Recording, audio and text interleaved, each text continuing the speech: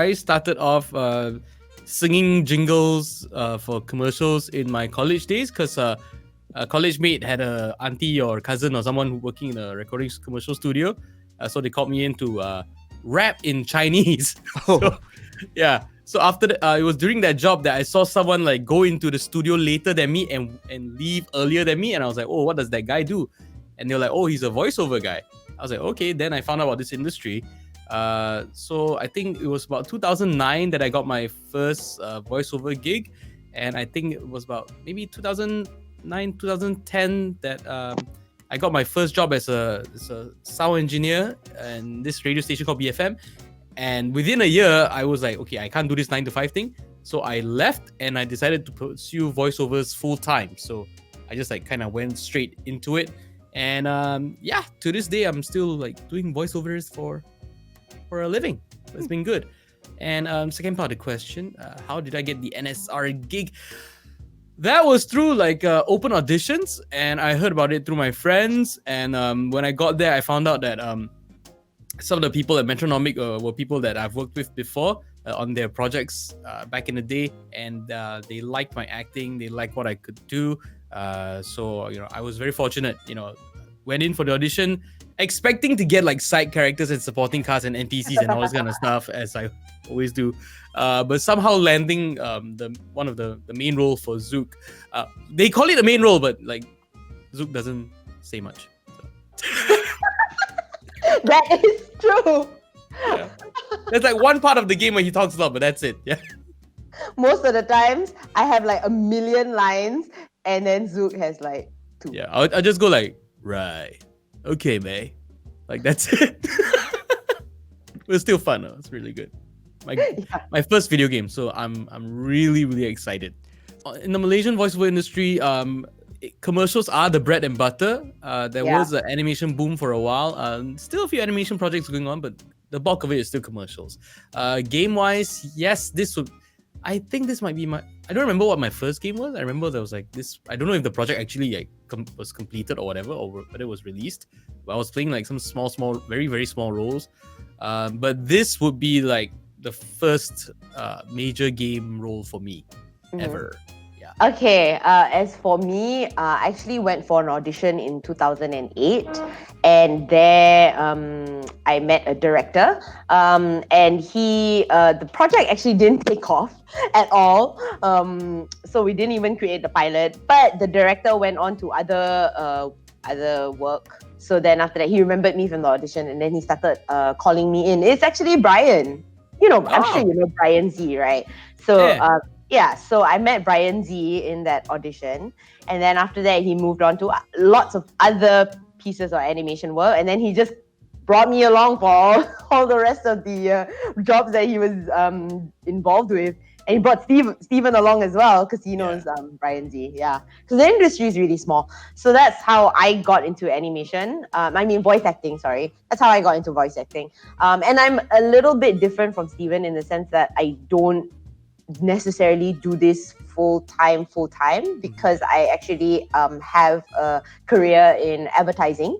So it's kind of like similar to the industry, but not, because I'm the one that's creating all the commercials that Steven voices in. So it's almost like kinda, sorta. So for me, I only do animation and video games and corporate reads. Things that are not in conflict with my day job. As for No Straight Roads, I went to an open audition, and then I went in and I was like, hey, I recognize these people. I've done like some work for them before. And funnily enough, when we did work for them, they were like really small. Not all of Metronomic. I think it was only 2 of them. Yeah, 2 of them. ID and Daim, I think. Yeah, ID and Daim were doing this. Haz had no involvement with this project. And I remember, it was their first pilot, and, we were discussing rates and things like that. And, we were just like, okay, never mind. We believed in the pilot, and we're like, okay, we'll just do it for you. You can go and belanja sushi or whatever. I can be paid in sushi. It was like this Japanese buffet thing. and they paid us like like a token sum. But at that time it was like 2011, so I guess we were like we were like, okay, we'll just help you guys out here. And, 2011, when Japanese food meant something, when sushi meant something. Yes. yes, exactly, when Japanese food and something at a premium. So how was I gonna go with the story? Was that good things come around when you help other people, and I mean that's not the only reason why we got the roles, but you know what I mean. I mean, it helped that we had worked with them before, so they knew our capabilities. I'm not saying that's the only reason why we got this job. We're Malaysian, so like cronyism is a very common thing. Yep.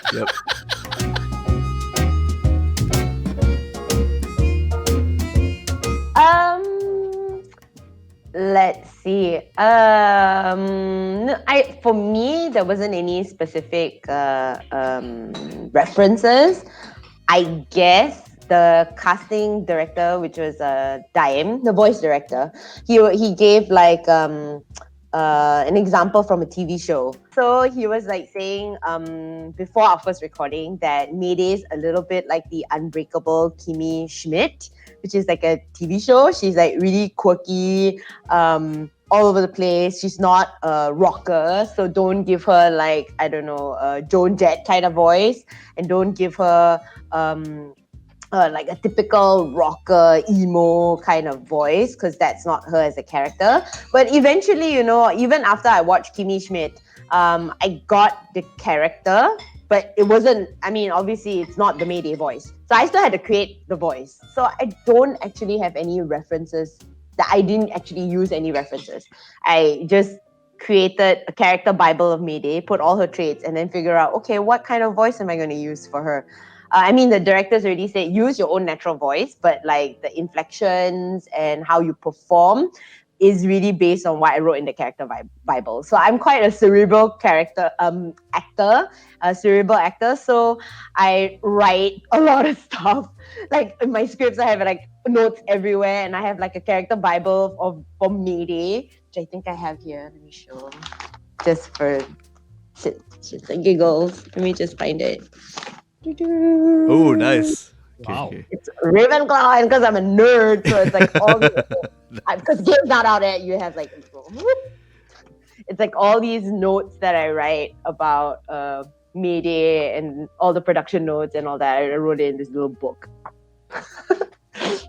For me, the initial brief I got for the character was that, oh, he's really chill, he's a calm one, and he's like a drummer.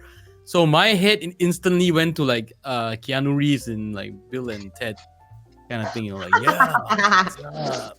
Like a little bit stonery, and they were like, yeah, that's a little bit too chill and stonerish. We need to dial it like way down. So we kind of found this ground where it was like, like Zuke is like there's no stoner vibe in him. But he's just like really down and really chill, and even when he like makes a little quip, right, it's like, like it just comes off like it just rolls off. Like he doesn't have, like, emotionally he's not how to say, extremely dynamic on a regular basis. So a lot of times it's just like hey Mayday, go for that cannon, Mayday, and that kind of thing. No, I was kidding. Yeah. And then, but there is this thing where Zuke does have quite a deep backstory, and that gets revealed like as the game progresses, and yeah, then that emotional arc comes out, and then you're like, oh, there's a lot going on. So it really, for Zuke, it was really more of like the emotional tone of the whole piece. In terms of character references, there I didn't really use any references. I just went to like a slightly wiser sounding but dumb at the same time sedated version of myself, I guess, which is not very far from what I am. That makes sense. That works.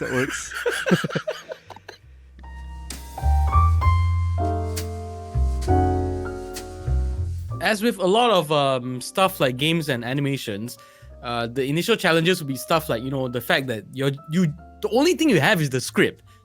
You know, you at best every now and then you get like maybe like a mock-up of what the level looks like, but you have no idea what everyone else sounds like or what's going on in that stage. You know, if they tell you that a gun is firing at you, firing notes at you, like you don't see the actual thing doing it. You're not reacting to like something. You just have to kind of imagine it. So that's one of the challenges, but that's part and parcel of a lot of these kind of projects. But the thing that they did really different with No Straight Roads is that they would try to have as many of the voice actors in the booth at the same time as possible. Yeah, so scheduling was a nightmare. Yeah. So scheduling was a nightmare, but the benefit that came of all that was that you got this like very legitimate chemistry of everybody. And yeah, it just made things like really, really interesting for all of us because like Su Ling and I, we've actually done like multiple projects. We've been on multiple projects together, but we've never like worked with each other in the booth. You know, it's always like, hey, you done your part already? Okay, I'm going in now. Like, you know, it's always that kind of situation. Yeah, exactly. It's like I see hi. It's just hi bye. Yeah, it's just hi bye. And again with this No Straight Roads thing, because of the fact that it's a game, certain lines and certain things that are like multiple options because you need to just cover them in case you get like different reactions from getting hit or if you're hitting something. And also like keeping track of how the story is progressing, how the character is developing, you know, and then like finding out things along the way and like, oh, okay, how do I add this? And then, you know, increasing the weight, the emotional weight of the character as we go along. That kind of thing. Yeah. I think for me it was different because for No Straight Roads I actually get to use my actual voice. Yay! Because Steven knows this. Like we're involved with so many animations in Malaysia, and the animation scene is very geared towards preschool. Yeah. So you know the kind of work that we do is always like super high pitch or a boy character or something that doesn't sound like me at all. So I'm like, oh, okay, this is interesting. That's one. And number two is actually using a Malaysian accent, because in all the work that we do, they always ask us to use a neutral accent. So I'm like, oh, I actually have to use a Malaysian accent. And I really had to think very, very hard on how do I balance that Malaysian accent without it coming across as Manglish. That's one, because technically Manglish is a Creole. It's a language with the si, sa, su, la, la, li, la, okay, whatever lah. That is a language, and the script is not in Manglish. So, you know, so you had to think very hard. Like, okay, the script is written in perfectly good, grammatically correct English. It's not Manglish. And so how do you sound authentic? But at the same time, you also need to be legible to other people who are not exposed to a Malaysian accent. So I actually watch a lot of Michelle Yeoh videos, not necessarily for the voice, because clearly Michelle Yeoh sounds nothing like Mayday, but to actually get a read on the accent and how she uses it. So Star Trek Discovery, Memoirs of a Geisha. So I watched a lot of her videos and the way she acted with the Malaysian accent, because it was quite challenging for me. Zuke he gets away with it because he doesn't have to do it, or I'm like, oh, I'm struggling. Yeah, because there was this discussion of the Malaysian accent in the game, because I mean, one of my reservations was that, you know, I've never heard a game with like Asian centric accents, you know, not even in the dubs, right? Even in like Uncharted, you know, the first time I heard like any form of like Bahasa was like Tahi Kuching. I was like, what is that a white guy saying it? Is that like, it's not an Indonesian guy or Malaysian guy saying it? Like, it's so weird. Yeah, it's a white guy speaking in Indonesian. That scene was weird. I know which one you're talking about. Yeah, you know, right? Yes. So Buka pintu. Buka pintu. Yeah. So I did ask the guys, like, you know, is having the Malaysian accent there going to like alienate players and all this kind of stuff? But they were the guys were like, no, we want this. This is part of us. This is part of what we represented. And I was like, great. But then at the same time, they were very well aware that, okay, yeah, we are playing to an international audience, so we want to make sure people understand us. So some of the characters will be voiced with like slightly more neutral accents. So like Mayday, played by Su Ling, she goes like, yeah, she's like full on Malaysian. You can tell like, okay, this you can roughly like pick where she's from, right? Based on the voice and the accent. But for Zuke, the direction for me was to, okay, for Zuke, you got to play it a bit more neutral. You will be the balance, like the counterweight, between all these like characters. Yeah. And I think there's even like there's one or two characters that are even like more Malaysian than Mayday. So it was really about the balance in terms of like the accents. I mean, we wanna show people our lovely selves, but we don't want to freak them out.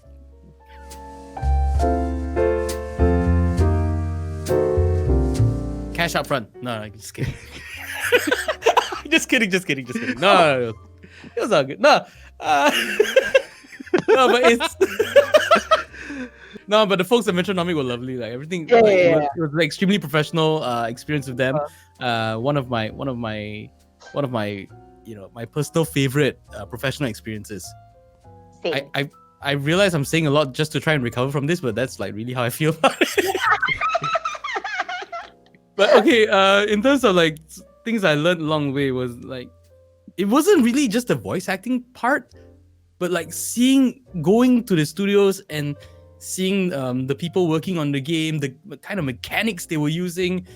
I was like if you like shoot, if the boss takes hits and like the health bar goes down, right, and the battle shifts in your favor, like the music gradually changes. I'm like, what kind of mechanism, like the amount of work, dedication and creativity, the amount of detail. Oh gosh, Su Ling and I we played the demo on Candy Life's live stream, and half the time, other than losing to the first boss, we were just like overwhelmed by the amount of like tiny little details peppered throughout the whole game. So it's that I really picked up, and it's such a work of passion and love, and I hope it does well, man, because it's crazy the amount of work that went into this. Yeah. For me, I really like the fact that they got us to record at the same time. It was such an alien concept for me, to be honest. Yeah. But the fact that we like, what do you mean I have to wait for her to do her lines and then I come in halfway? To be fair, because Mayday talks so much in this game. It's almost like it's literally just me and everybody else waiting for me. So thank you, all the voice actors who had to sit through that, especially Zuke. Oh my goodness, my man here, Steven, is just like, I'm like rattling like 15 lines, and then he goes in like, yo. I think throughout the whole game, there's only like one big chunk of like me. Like, yeah, exactly. One or two, that's it. And then Mayday is just like, oh. Yeah. I see. Yeah, exactly. And how we do it is we perform the lines, like we perform it scene by scene. So it's almost like an improv comedy sketch group. There's two of us, and then we have Baddie of the Week next to us. So I put a video in the chat, which is they recorded the first recording session. So I guess you can use that footage because it's on their Facebook. So it'll just be the two of us for all the recording sessions, and then Baddie of the Week or Baddies of the Week. And then we have a grand time playing all the scenes. And we just record, so they'll just allow us to perform. So to be honest, this the way it was recorded was more like a actual live acting gig versus a voice acting gig, because we were there with our scripts and we had our own space and we were just like performing with each other.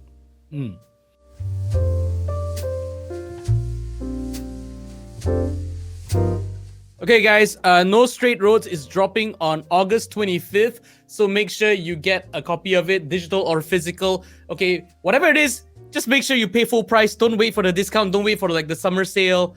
unless you really have to, because this is not made by a gigantic corporation trying to rob you of your money. This is by a humble little game studio in Malaysia, and it's really a work of passion and love, and we hope you pick it up. So yeah, support. Oh my gosh, that was so eloquent. All I was gonna say is, just buy it! Okay, that's all I have to say. Yeah, everything I said but condensed to 3 words lah, which is nice.